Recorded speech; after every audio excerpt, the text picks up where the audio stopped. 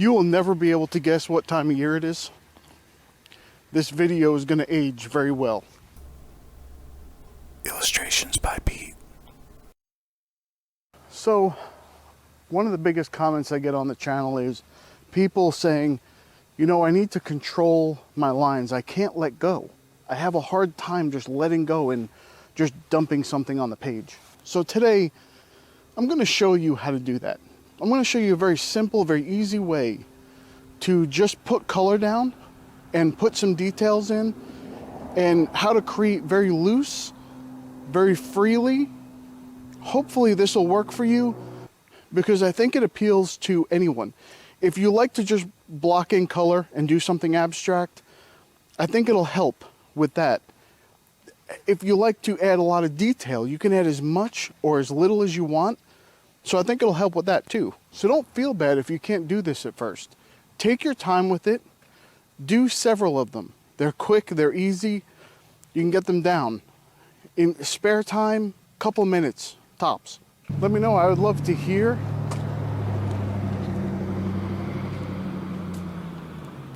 Your truck is loud. You're messing up my shot. I'd love to hear from you. If you were able to do this, and if it helped you in any way, if you enjoy doing this, let me know down below. All right, let's get to the studio. So I have to ask you to excuse me a little bit here. I had just finished watching the Venom movie, the new one, and got kind of carried away with the way that this looks, a little representational. Anyway, doesn't matter. The point was I did exactly what I wanted to do, and that is to make kind of blocks of color and then pull them into smaller details using the back of the brush. Now this isn't the first time I've done this, but I haven't done this a whole lot. So when I started doing this, sometimes it came out the way that I wanted it to, sometimes it didn't. It doesn't really matter. You practice these, they're very quick. This whole thing took me about a half hour and I was taking my time. If you wanted to scratch one of these out, you could probably do that in about 15-20 minutes. Do something nice. I'm going to do another one of these in another video where I do a little bit more with the background and kind of make it a little bit more cohesive, because with the stark white background, it's just a little bit much. Now, sometimes I use ink for detail. In this one, I did not. In this one, I just used a darker color watercolor and added some detail that way. Used the back of the brush to kind of pull that in a little bit. You can use ink if you want to spend a little bit more time on these. You want to add a little bit more detail, you can use ink. I'm going to do another video of something like that soon as well. But really, you don't have to. It's not a necessity. You can just use the watercolor, lay it down pretty quick. Now, I didn't use a water brush for this. You can, but the back of the water brush is very, very rounded, and it would probably be a lot thicker than the smaller detail that you see here. So I used a regular brush, just pulled some detail. You don't even have to use a brush. You can use a stick or whatever you want to use if you do use a water brush, and then just go behind it with a stick. You might be a little bit faster if you put the stick in your left hand, use the watercolor brush in your right hand, or vice versa, depending on which way you use things, and just put down the color, quickly scratch out the lines. It might look great. So just try these a little bit. They're fun for creative purposes. In this one, I already saw so much that I wanted to take from this one and put into something else and create something new with it. So it just gets your ideas flowing a little bit. It just helps you be creative when you just really don't know what to do, or you're just trying something new. You just want to experiment a little bit. This is a fun way to do it. I highly recommend it for everyone. I also recommend using the cold press watercolor paper for this, because yes, the hot press will be a lot smoother with those small detail lines, but really to get the texture, you want the cold press. And then, especially because you're doing a lot of wet into wet here, and you want that to have a little bit of texture and not just be like a straight line or something like that. But if you do, maybe you want a little less texture and you want to do it that way, then try the hot press. Always experiment. It's always experiment. It may be a little bit different as well if you use like a heavyweight cold press watercolor paper, maybe like a 300 pound, because that sucks up the water a little bit quicker. So it might be a little bit different if you did this on that. but on standard cold press watercolor paper, it worked fine. This is the Etch a Sketch book, so I love their texture in their books, and they're a little bit more textured. They're over textured, almost like a rough paper. So, and I really enjoy that. So I like to experiment in this book, and this was a fun one to experiment with. Okay, now sometimes you hear me trash. I don't want to say trash, but well, yeah, basically trash. A lot of times when you hear people say, "Oh, you have to do art this way or that way or whatever," and I always tell you, just do whatever you're doing, do it your own way.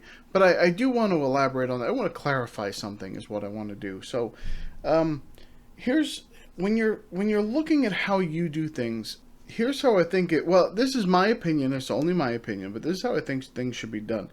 First, if something is always drawing you to art, there's something that pulls you to art. So find artists that inspire you, and then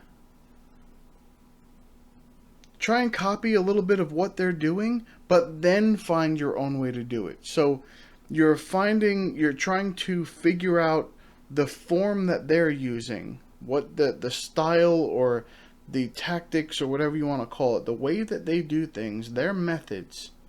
Maybe that's the best word, methods. And then altering them to meet you and how you work. So you're not just starting from nothing. There's a great example of this, and I don't, whether you like him or not, or think he's overhyped or not, doesn't even matter. Bruce Lee had a saying, and it was that, formlessness comes from form.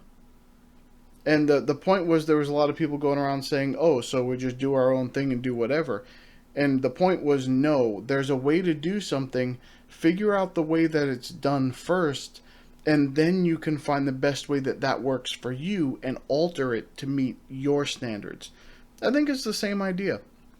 I think if you just figure out, okay, there's let's say a cartoonist that you really love, and you love the way that they draw their cartoon characters, and you start doing that, but then you say, okay, I figured out how they draw the character, and they have it this many heads high and these measurements for the face, and they do all that stuff, and then you say, but I want to change it a little bit. I'm going to make mine this way, and you already have practiced doing it the other way. That doesn't mean you've developed bad habits. It just means that you've developed the understanding of how they did it, and then you're going to change it and make it your own. I suggest everyone does that. I don't understand why people hate Bob Ross so much, but that's what he did. He just found the way that is the best way for him to create art quickly. And that's what he wanted to do, and that's what he did. But a lot of people hate that. They hate the Bob Ross method of doing anything for whatever reason. As you can tell, and I've spoken about him quite a bit, I'm a fan. I love watching Bob Ross paint, and I also enjoy the way that he did it. I think it was fun. It was enjoyable. So sometimes I like to experiment with what he did, but maybe I'm doing it with watercolor. You have to do it completely different, but I'm using similar form, similar methods to get the end result. And so that's what I like to do. In this instance, I don't really know where I ever saw this. I think it was someone was showing the use of a watercolor brush that had a flat back. And there was, if you've ever seen them, they have that flat chisel at the end, and that's actually designed for scraping watercolor. But a lot of people use it for scraping out highlights or something like that. I'm saying, why can't you just have a big puddle of color and just scrape it out and create detail with it? Use it as almost like a pen. That's what I did here, and that's how I've always used this method. I don't think I've ever shown it on the channel here, but that's what I've always done with this. So find what inspires you, figure out how it's done, and then change it to make it your own. And it doesn't have to be the only thing you do. You don't have to have one style of art. You do whatever you do, however you like to do it. I definitely don't have one style of art. If you've ever seen my stuff, I do things a lot of different ways. Some stuff I do a certain way, but I do a lot of things, and I do them a lot of different ways. But I love to experiment. That's one of the best things about art for me, is just experimenting with things. And I love that. Put this into use, put this into practice. Go ahead and let me know if it works for you. Down below, Let me know if you've tried this, if you enjoy it, if it helped you loosen up a little bit, if you hate it. Whatever your opinion is, just go ahead and do that. Let me know. All right? I'm going to go, and I'll see you in the next one.